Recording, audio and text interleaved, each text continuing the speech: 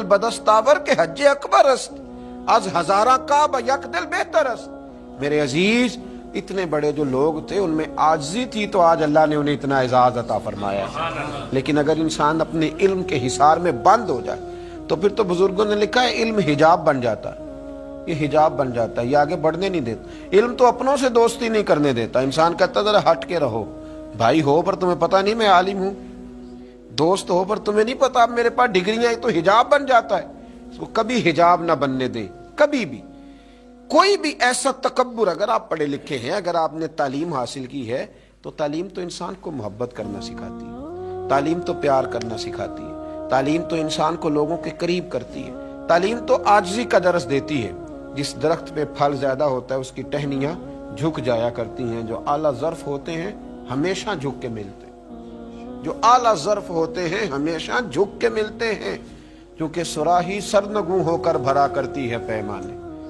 صراحی اگر سر نہ نیچے کرے تو پھر تو کسی کو پانی کا قطرہ بھی میسر نہ آئے، لوٹا سر نیچے کرے گا تو کسی کو پانی میسر آئے گا نا، اگر اکڑا رہے گا تو کسی کو بھی قطرہ پانی کا میسر نہیں آ سکتا۔ اس لیے میرے عزیز یہ یاد رکھیے کہ عالم اگر آپ ہیں، آپ کے پاس علم ہے، اور پھر اس سے آگے بڑھ کر اگر آپ کا دعویٰ درویشی کا ہے، اگر آپ کا دعویٰ فقیری کا ہے، اگر آپ کا دعویٰ پیری کا ہے، مسند نشینی کا ہے، تو پھر تو آپ کو بہت نیچے آنا ہے، پھر تو آپ کو لوگوں کے لیول کے بیچ آ کے تبلیغ کرنی ہے نا، پھر تو آپ کو دیکھنا ہے کہ کس کو کس چیز کی ضرورت ہے۔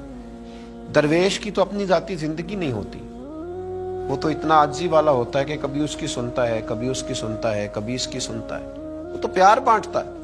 لیکن اگر وہ مسند پہ بیٹھا رہے، بہت بڑا فرق ہو عام آدمی میں اور اس کے درمیان، بہت بڑی گاڑی کا فرق، بہت بڑے بنگلے کا فرق، بہت بڑا مال و دولت کا فرق پیدا ہو جائے، بہت زیادہ فرق ہو اس کی طبیعت میں کہ اس کے قریب رہنے والے خوف زدہ رہیں، پیچھے ہٹ جائیں، شیخ سے قریب نہ جائیں، تو پھر وہ فیض کیسے تقسیم کرے گا؟ پھر لوگ اس سے فیض یاب کیسے ہوں گے؟ اس میں عاجزی ہونا چاہیے، اس میں پیار ہونا چاہیے، اس میں محبت ہونی چاہیے۔ میرے نبی کریم علیہ السلام لوگوں کے ذہن کے قریب آ کر ان سے بات کرتے۔ صحابہ فرماتے ہیں کہ محبوب کے قریب جانا آسان تھا، ہر آدمی اپنا مدعا بیان کر پاتا تھا، دکھڑا سنا لیتا تھا، بات کر لیتا تھا، اپنی رودات غم دل حضور کی بارگاہ میں عرض کر لیتا تھا، اور جب کوئی غم سنا لیتا ہے نا تو 75% غم تو ویسے ہی نکل جاتا ہے۔ پھر تو اگر کوئی درویش ایک تھپکی دے دے تو باقی 25% کا معاملہ ویسے ہی حل ہو جاتا ہے۔ لیکن شرط یہ ہے کہ عاجزی ہو، تکبر سے بری ہو۔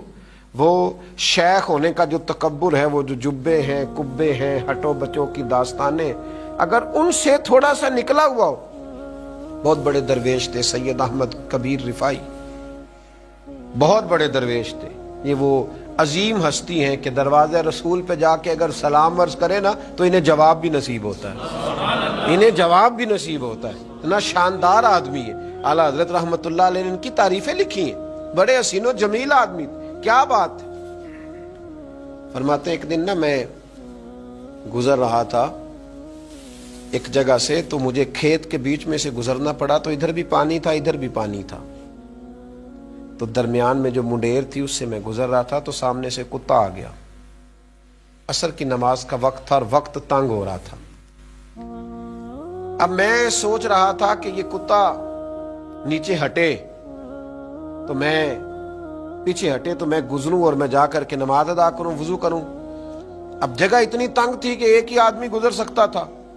کہتے ہیں وہ کھڑا ہے، میں بھی کھڑا ہوں، اب وہ ہٹ ہی نہیں رہا، تو میرے دل میں یہ خیال آیا کہ اے اللہ اسے زبان ہی عطا فرما، میں اس سے کچھ گفتگو ہی کر لوں۔ تو فرماتے رب کریم نے میری دعا قبول فرمائی اور کتے کو زبان عطا کر دی۔ فرماتے میں نے اس سے کہا کہ یار تھوڑے ہٹ جاؤ، میں نے گزرنا ہے۔ تو کہتے مجھ سے کہنے لگا جناب آپ ہٹ جائیں، میں نے بھی تو گزرنا ہے نا، آپ ہٹ جائیں۔ کہتے میں نے اس کو کہا سمجھیے گا، سنیے گا، دل میں جگہ دیجیے گا، انداز دیکھیے گا، یعنی جنہوں نے اصلاح لینی تھی، جن میں عاجزی تھی، وہ کہاں کہاں سے خیر ڈھونڈ رہے تھے، کیسے کیسے، جنہوں نے اپنا من میلا نہیں نہ ہونے دیا، کسی مقام پہ بھی نہیں ہونے دیا، کسی جگہ بھی غلاظت کو پاس نہیں آنے دیا۔ فرماتے میں نے اس کو کہا ہٹ جا، تو کہنے لگا آپ ہٹ جائیں۔ تو میں نے کہا تو مکلف نہیں ہے، تیرے اوپر تو شریعت کی پابندیاں نہیں ہے، تو میرے اوپر تو ہے نا۔ اگر میں کھیت میں اتروں گا تو دونوں جانب پانی ہے، میرے کپڑے آلودہ ہو جائیں گے، مجھے دوبارہ سے غسل کرنا پڑے گا۔ تو کہتے ہیں کتا بولا اور زبان حال سے کہنے لگا بابا جی کھیت میں اتریں گے تو کپڑے آپ کے آلودہ ہوں گے، لیکن اگر آپ نے تکبر کیا اور کتے کو ہلکا جانا نا تو آپ کا دل میلا ہو جائے گا، اور یہ تو کپڑے ابھی آپ دھو لیں گے تو صاف ہو جائیں گے، تو دل میلا ہو جائے تو 7 سمندروں سے بھی صاف نہیں ہوا کرتا۔ اپنے دل میں تکبر نہ آنے دیں میرے بھائی۔ اسی طرح سے کچھ لوگوں کو دولت کا بہت ہی تکبر ہے، دولت کا بہت ہی تکبر ہے۔ میاں صاحب نے کہا تھا دانش مندہ دا کم نہیں، دل دولت نہ لانا، اس ووٹی تے کئی خامند کیتے، تو جو کیتا سو کھانا۔ یہ تو کبھی اس کے پاس ہوتی ہے کبھی اس کے پاس ہوتی ہے۔ میرے نبی کریم علیہ وآلہ وسلم نے ارشاد فرمایا جس نے دولت کا پیچھا کیا اس نے تو اپنی دین کو نقصان پہنچایا، اس نے تو اپنی آخرت کو نقصان پہنچایا، اور فرمایا جس نے اس سے جان چھڑائی وہ بچ گیا۔ آپ دیکھیں کس قدر زیادہ لوگ وقت دیتے ہیں، دولت کا تکبر کتنا زیادہ آ جاتا ہے۔ پھر انسان لوگوں کے گھروں میں جا کے تلاش کرتا پھرتا ہے کہ یہ کپڑے کہاں سے خریدے، یہ جوتے تو تم نے بڑے نکمے رکھے ہوئے، تمہارے گھر میں تو ایک جیسے برتن ہی نہیں ملتے، یہ فلاں چیز تو تم میرے ساتھ چلتے تو میں تمہیں بتاتا وہاں سے بڑی سستی اور خستی ملتی۔ لوگ پریشان کرتے ہیں، تکلیف دیتے ہیں، اذیت میں مبتلا کرتے ہیں، دولت کا تکبر اوڑھ کر آتے ہیں، تو پھر ہر چیز کو دنیا کی اینک سے دیکھتے ہیں۔ ایسے 20 غریب میں نے آنکھوں سے دیکھے ہیں، غریب آنکھوں سے دیکھے ہیں، وہ ایسے غریب ہیں کہ ان کے پاس صرف دولت ہے، اس کے علاوہ کوئی چیز موجود نہیں، فقط دولت ہے اور کچھ بھی موجود نہیں۔ فقط دولت کی بات کرنا، حضرت ام ربیہ ایک خاتون گزری ہیں، بڑی نیک اور پرہیزگار تھی، اللہ سے بہت ڈرنے والی تھی۔ ان سے کسی نے کہا زندگی میں انقلاب کیسے آیا؟ تو کہنے لگی میرے والد نے، میں ایک معزز اور شریف خاندان سے تعلق رکھتی تھی تو میرے باپ نے میرا نکاح کر دیا۔ جس آدمی کے ساتھ میرا نکاح وہ بہت مالدار تھا، اللہ نے اسے بڑا نوازا تھا، لیکن جتنا اس کے پاس دولت تھی اس سے زیادہ بڑھ کر اس کے پاس دولت کا تکبر تھا۔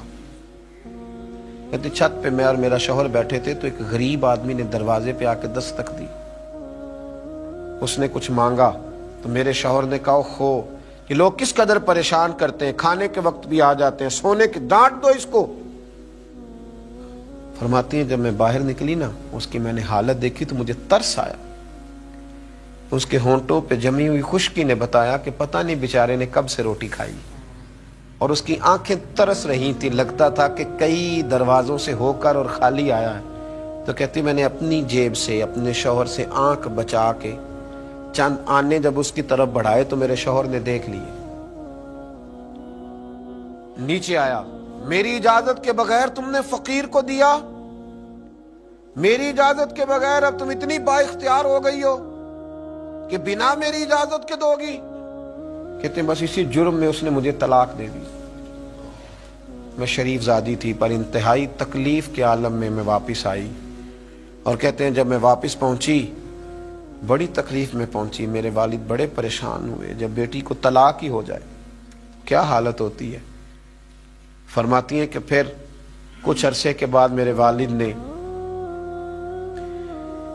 تلاش کرنا شروع کیا، ڈھونڈنا شروع کیا، غور کرنا شروع کیا، لیکن کوئی مناسب رشتہ نہ ملتا تھا۔ کہتی ہیں تلاش کرتے کرتے 2، 2.5، 3 سال لگ گئے۔ ایک شخص نے بڑی رغبت کے ساتھ میرا رشتہ مانگا اور بڑی محبت کے ساتھ اس نے طلب کیا اور بڑی منت کی۔ کہتے میرے ابا نے طے کر دی، شادی کی پہلی رات جب وہ حجرہ عروسی میں داخل ہوا، کہتی میں نے اس کا چہرہ دیکھا تو میں پریشان ہو گئی، یہ تو وہ شخص ہے جو میرے دروازے پہ بھیک مانگنے آیا تھا، تو وہی ہے جس کی خاطر مجھے طلاق ہوئی۔ تو کہتی ہیں وہ شخص روئے اور کہنے لگے کہ میں بڑے اعزاز کے ساتھ تجھے رکھوں گا، مجھے جب خبر ملی کہ میری وجہ سے تمہیں طلاق ہوئی تو میں نے اپنے رب کریم کی بارگاہ میں بڑی دعائیں مانگی، بڑی محنتیں کی، بڑی جد و جہد کی، پھر میں نے کچھ مال کمایا، اس قابل ہوا کہ میں تمہارے ساتھ نکاح کر سکوں۔ کہتی ہیں وہ میری بڑی قدر کرتا، میرا بڑا اکرام کرتا، بڑے اعزاز سے مجھے رکھتا، دنیا کی وہ ساری سہولتیں جو ایک خامد اپنی بیوی کو دے سکتا ہے وہ مجھے دیتا، اور لوگوں سے بڑھ کر میرا وہ اعزاز کرتا کہ میں نے اس کی خاطر 2-2.5 سال تکلیف سہی تھی۔ کہتی